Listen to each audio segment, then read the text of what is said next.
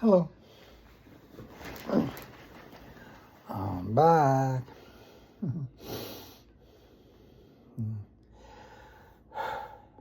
I don't change my clothes or change my surroundings, change the background of this video. It's like a lot of the videos I've done in the last couple of days. It's the same because I don't want you concentrating on the background. I don't want you to look at the new background or the new shirt or the new what. It's about the message. It's about the words. It's not about my beard. It's not about my eye color. It's not about my hair. It's about the tone of my voice. It's the way I say what I say and how I say what I say and what I say, not how I look while I say it. I mean, I can't escape what I look like. I can't escape how you perceive me and what I look at and how you think of what I look at. I don't know what that is, and I don't spend any time trying to think of what that is. And it also, of course, it plays a role in how you think of what I say, but and where the message is coming from that I'm trying to deliver. But a lot of people tell you to be silent and don't discuss what you think, and in my daily life, when I'm not making a video, I'm very silent. I keep to myself. I go to restaurants by myself, and I just sit there and I eat. And I'm very nice to the people that work there, and I pay my bill. And I'm not very talkative. I don't have any friends. Not one. So I'm very quiet to myself, and this is my outlet. This is how I feel I'm reaching my people, my population. Like I said, I'm not for everybody. I'm not here for everybody. And if I'm here for you, then this message, my message, will resonate with you. You'll want to hear more. You'll listen to more of my videos. And if I'm not, you'll turn it off and go somewhere else on YouTube and watch somebody else's videos. And that's okay with me too. I'm not here for everybody. I told you I'm here for people that I'm here for. And they know who they are. So, it's just,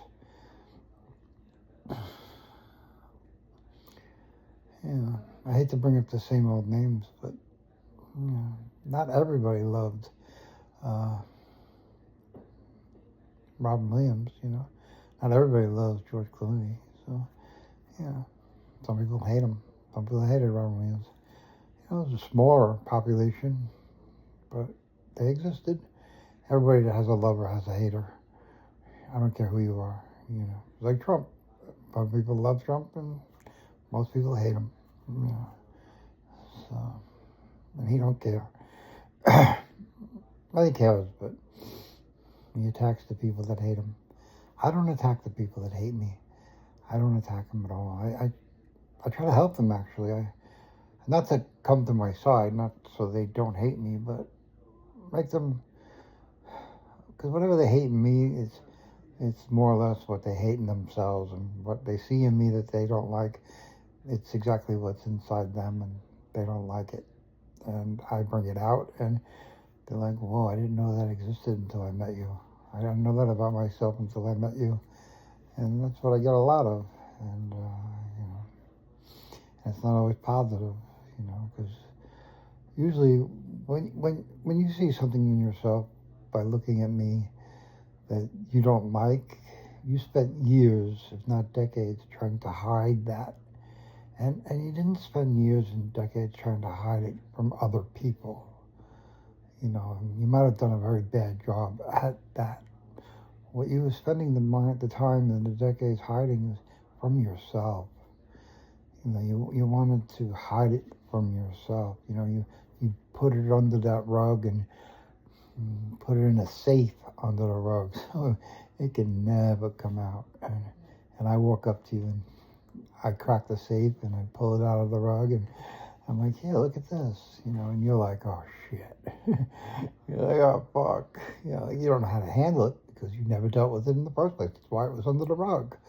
It was in the safe because it was safe. Yeah, and now it's not. Now you got to look at it, and like it's the cat out of the bag. You can't get back in. It's like once you look at it, like oh god, and you don't know how to deal with it. Some people go to therapy to try to deal with it. They get a therapist. But and I'm not your therapist. I'm not here to correct the problem that I bring out in you. I'm not here to correct the problem that you see because of me. I'm here to help you see the problem. And that's my job. That's where it stops and starts. Once you see your problem, you leave me and you go off and you deal with it however way you want and however way you can. And if I can help you, I would. And most times I can't. But and a lot of times I don't know what it is you see in what I reflect back to you. I don't know what you see. I just know you see something because your attitude and your tone has changed, and you need to go figure that out. You need to go deal with that because you'll never be happy until you do. And it might be changing your wife, changing your job, changing your whole life perspective. Changing the way you look at the world. It might be along those lines. Changing your hair, changing your clothes, whatever, changing your girlfriend to a boyfriend, or changing your boyfriend to a girlfriend. I don't know. I'm just throwing out a spectrum of ideas. I'm not talking to you. I'm not telling you that's what you're going to do. I'm not telling you that's your problem. Everybody is different. Everybody has a different problem. Just like everybody has a different DNA. Your DNA is your problem. It's not my problem. It's your problem. And I bring that out. Your DNA lacks certain things. Your DNA has certain qualities that are good, really good, positive qualities. But it also has negative qualities. Every positive quality has a negative quality. If you're smart, maybe you're too smart. Yeah, like me. So, it's just my intelligence keeps me alone. That's why I have no friends. My intelligence makes it hard for me to have a normal conversation with somebody, But a lot of people like talking to me. I get that feeling that they like talking to me. I bring out the good in them, and they're not always mad that I bring out something they've been hiding, because they didn't really know they were hiding it. It's like a shock to them. It's like, wow, that really is me, and they didn't know it. It's like, wow. And sometimes I say thank you, and sometimes it's like, get away from me. Ah, confirmation. Sometimes they're like, get away from me. You're bringing up shit I don't want to talk about. I don't want to think about that. I've been years burying that, and now you're bringing it up. And I don't want to. Probably some people have turned off the video already because I'm talking about something they don't want to talk about. Or my other videos, they've done that. I brought up a topic that they didn't care to hear because they live in their little slave world. They don't want to hate their wife. They don't want to hate their house and car. They don't want to hate their kids. And I do that. I don't make them hate them, those things. I make them look at them differently. That's all.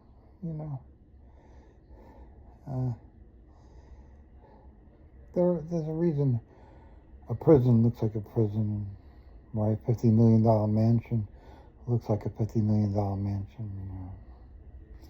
It's the aesthetics. They don't put nice windows and give you a nice bed and a nice pillow in a prison because they don't want you to be happy you're there. But the $50 million mansion can be just as much a prison as St. Quentin. So depends on how you look at it. A lot of millionaires and famous people have big mansions and have a movie theater and a golf course and a pool and a little ice cream stand in their house because they can't go to the ice cream stand in town. They can't go to the golf course in town. They can't go to the public swimming pool. So they have to have it on their property. And that's fine, and a lot of people that go to the public swimming pool want to go to the mansion and go to their private pool, but they want to go for the day. They don't want to go for the rest of their life, you know. And if they did, they'd say, oh, I'm done with this pool. Let's go somewhere else. And you're like, you can't go there. You can't go to the public pool, 'cause you'll disrupt everything. Can you imagine Michael Jackson at a public pool? It's just, not many people would do a lot of swimming. They might be drowning trying to get to him, and he couldn't do it. He had to have a music park in his backyard because he was a pedophile, but he couldn't go to Disney World. And when he did go to Disney World, they closed it down, and he had it all to himself. So, be careful what you wish for. Look at how you see the world. And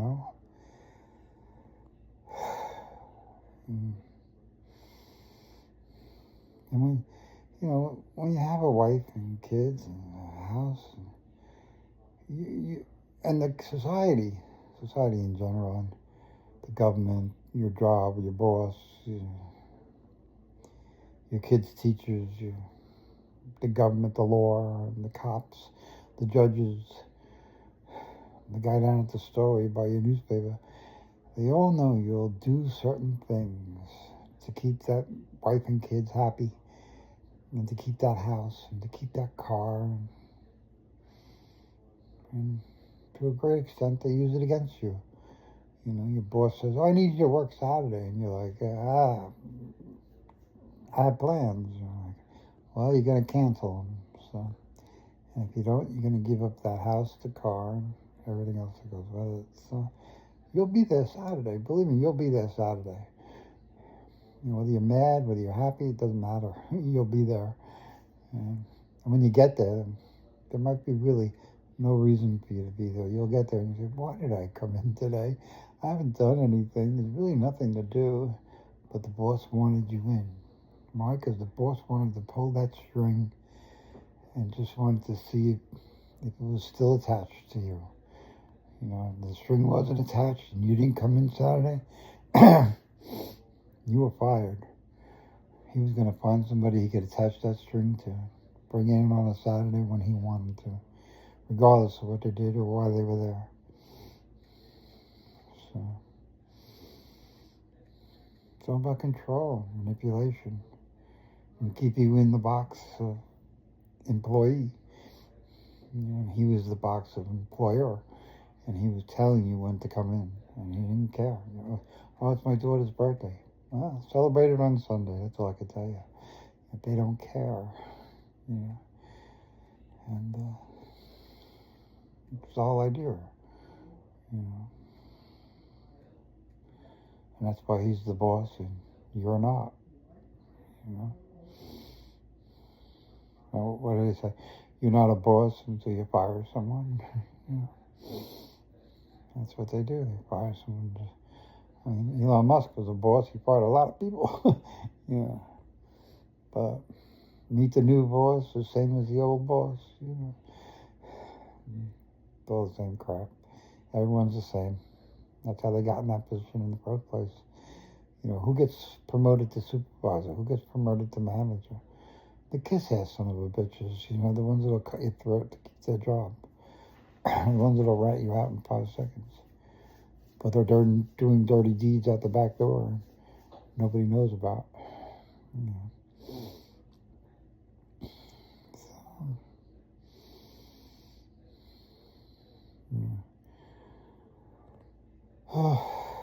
I just want you to look at the world differently, that's all. And when you look at these, I don't know what is it, INFJs or super empaths or sigma empaths, and you look at these things, I fall into them, but I don't 100%. I don't fall into any of them 100%. And I cross-relate. I go across the lines, and that's why I'm not in a box. You can't put me in a box, and that's what you want to do. You want to say, oh, he's a super empath, or he's a sigma empath, and then he's in that box, and that's all. And whatever parameters make up the walls of that box, that's what you're stuck with, or oh, he's gay, he likes men, and so he can never like women, you know, and stuff like that. But it's just all about boxes, you know. It's crazy. It's crazy. And I don't live in a box. I put boxes together, you know. So, and what is a house but a series of boxes put together, which makes a house? And if it's a $50 million mansion, it's a lot of boxes. It's a lot of boxes put together. And 50 rooms or whatever. That's a lot of boxes. And that's all that is, you know. So, and, you know, look, I know whatever I do and what I'm doing right now, right this second, I'm doing God's work, you know, and it doesn't matter.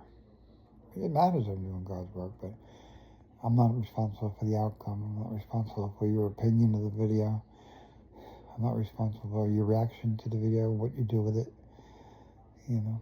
I think of myself as like Anne Frank, you know. Nobody knew Anne Frank. Nobody knew who Anne Frank was. Anne Frank died and nobody knew. A handful. Her diary, what was her legacy? Her diary was what made Anne Frank, you know. And this is my diary. This video is my diary. You know, I might be dead for years before this video goes viral, and maybe I'll be the most famous person on YouTube, but I'll be dead, you know. So, you know, like they say, once it's in the cloud, it never comes down. So, this is in the cloud, or it will be. So, and I don't care if I'm dead when this goes viral. I'm not going on YouTube and paying for advertisement. I'm not calling up people and telling them, go look at my video. My views are like 0, you know, but it doesn't necessarily mean it's going to stay that way, you know. But I'm not doing anything to change it. You know, I'm just putting my effort into making a good video, you know, with a real message and a important message, you know. And like I said, I'm not for everyone, so some people will see it as important and some people won't. And if it were to go viral, you know, some people will send it to their friend and some people would click out and never send it to anyone. So, you know, and I can't control that, and that's in God's hands, not mine. And I'm not here to control. I'm not here to manipulate. That's what people do in your life. I'm not in your life. So, you know, I was watching a video on YouTube about how I affect children and dogs and animals, and I do. I have a very profound effect on children and animals. Children look at me as soon as I walk in the room, and they're attracted to me amazingly, and not in a sexual way. Don't go there. They just stare at me like they don't know what they're looking at. Like they've seen something for the first time. I'm not like mommy and daddy, you know, kind of thing. You know, they see my pink fingernails and stuff. And, I don't know what they see, but they do treat me differently. You know, they come up to me, they talk to me, and animals do the same thing. You know, birds fly around me, dogs come up to me, and I've never been bit by a dog, but dogs love me.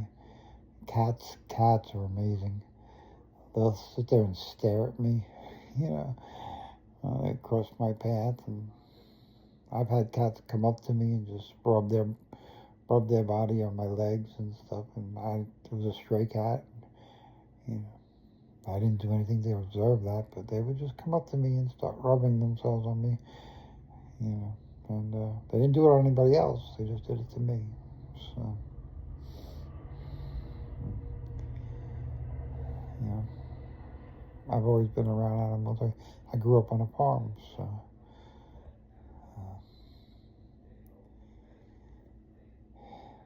And I think they see the spirit in me, my spirit. They see my soul. And a lot of people don't have a soul. So that's why they don't get the reactions they get. And children aren't yet taught to ignore their internal instincts, their internal feelings. They don't ignore that. When they get older, they'll ignore it, like you do. But when they're young, they don't ignore it. And that's why they look at me. Because something's telling them to look at me. And when they get older, they won't look. You know, in spite of you tell them, don't look at people, don't stare at people. It's not kind, it's not right, it's not polite to stare at people. And they'll follow that and they'll stop it. But the ones that look at me aren't taught that yet. They don't know that yet. You know, and animals don't know that. You can't teach that to an animal. You know, I'm safe. I'm not dangerous. They see me as being safe. And that's why they stare. And that's why the animals don't attack me. Because I'm not dangerous to them. And I'm not dangerous to you either. It's just you've been trained, you've been schooled in a different way to think different. You run two tapes. You run the tape you run inside and you run the tape you're running outside. You know, the outside of the mask and the inside of the mask, but you're still wearing a mask, you know. And I see through all of it. And some people know that about me and don't like that about me. Because I see them for who they are. And they don't want that. They're spending so much time and effort trying to hide who they are. And I come in and go, oh, you're gay. The whole world doesn't know you're gay, but I know you're gay. And I'm like, oh, God. How'd you know? You know, because I see right through your mask. And they don't like that because their idea is that if I can see through their mask, so can other people. And they don't want that.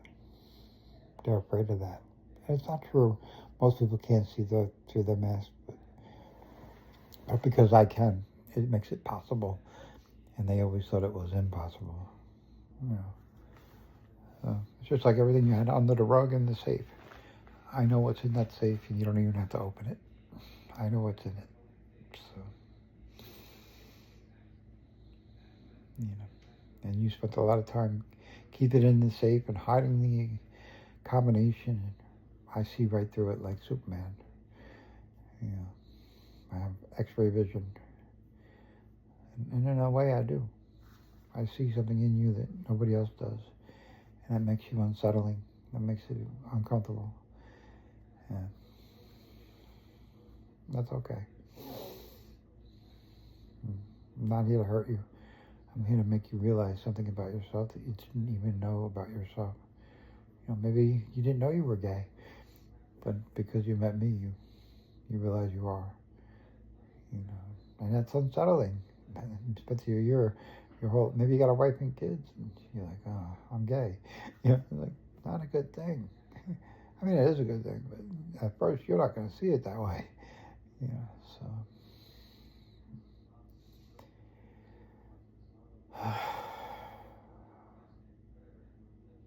Relax. Everything's fine. It's all in God's hands. God's controlling everything. God put you in front of me. God made me meet you. And maybe God wants you to think you're gay. And I'm just using it as a metaphor. You know, you're not gay. And I'm not gay. But I'm just using it as a metaphor. But, you know, it's just, don't worry about it. You were put in my path for a reason. I was put in your path for a reason. And your job is to figure that out. Why? And sometimes it springs on you like releasing a spring. But other times it takes a little while. And, yeah. So I might show you that you're selfish, or you're evil, or you're really good. You have a good heart. You know, you're a really good person. And it might bring that out about you. And that's not a negative thing. It's not always negative. It's not always negative. But it has more impact if it's negative, because most people with the negative are trying to hide it. And a lot of people that are good are really, you know, your church people, they're all evil as sin. And that's why they go to church, because it's cover. It's cover. They're trying to hide their evilness. They say, oh, I go to church every Sunday, so I can't be evil.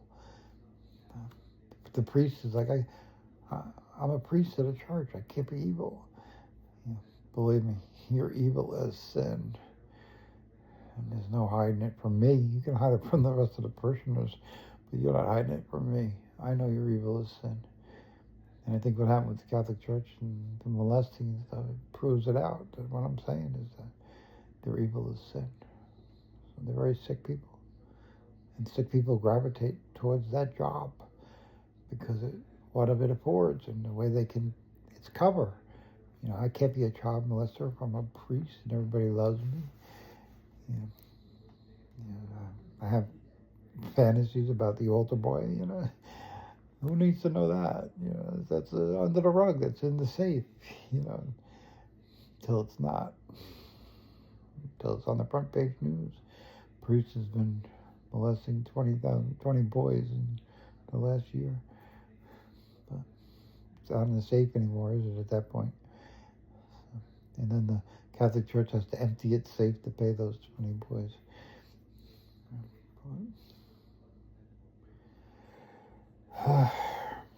I'm going to go. I'm making longer videos than usual. And that's okay, but I know your attention span isn't there. So, don't worry. The world's a good place. It's got its evil side, but it's more a good place than a bad place. If it was all evil, it would be evil. If it was all good, it would be evil. So having a mixture is actually better than anything else. It's balance. It's just balance, So I try to bring balance back to the world, when it's out of balance. We seem out of balance with Trump, and the next election will put it back in balance. But 26 could help in that, help balance it back too. But